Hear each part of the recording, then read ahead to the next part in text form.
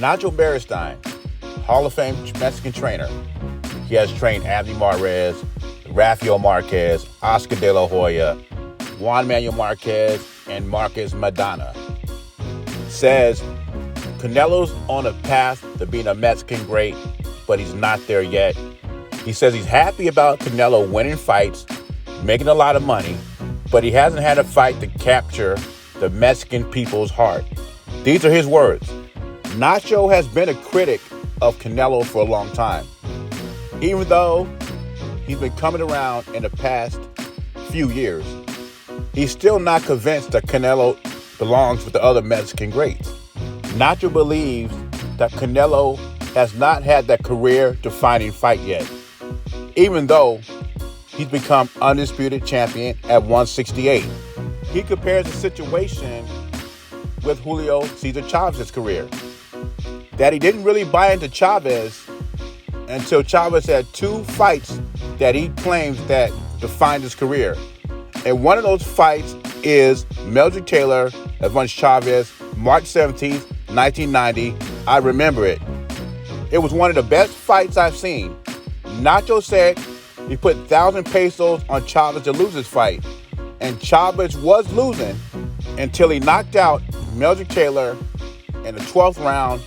Seconds before the 12th round ended. Nacho said he was happy he lost the money. That was a career-defining fight, as he says, because Chavez snatched victory off the jaws of defeat. I think Nacho is waiting for Canelo to be in a fight that people don't think he's going to win. A 50-50 fight, or he's an underdog 40-60. And with the opponents we have today, the only way I'm going to see Canelo as an underdog in a fight people think he's not going to win. Nacho also mentions he didn't see the Caleb Plant fight, but he had friends that watched the fight, and they wasn't very impressed at all. They thought Caleb Plant threw the fight. Those are his words. They thought Caleb Plant gave up the fight. Now, back to Canelo being an underdog. The only fights I can see him being an underdog in is like if he fights one of the other cruiserweights, like a Mark Breeders or a Lawrence Okoli.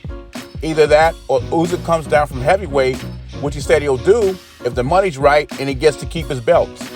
If he fights Demetrius Andrade, Jamal Charlo, Benavidez, Beterbiev, I can see the narratives and built-in excuses already. They already talked about Jamal Charlo being too small. Demetrius Andrade got a year older, and he got to move up to 168 to fight him. They're going to say he's too small, too. And then it comes to Benavidez. He came to make weight. So what happens if Canelo fights him at 168? Oh, he was dead at the weight. He fights Beterbiev, who's at the age of 36, 37. What's going to be the excuse? He's too old. And what's going to be the number one excuse for all these guys? This is the number one excuse. Well, who have they fought? They haven't fought anybody. I guess Triple G to become undisputed at 168 is not career-defining enough. So I'm going to ask you guys, who would you like to see Canelo fight that would be a career-defining fight for you? Who is Canelo's Meldrick Taylor? Leave your thoughts in comments below. Jay Beezy, I'm gone.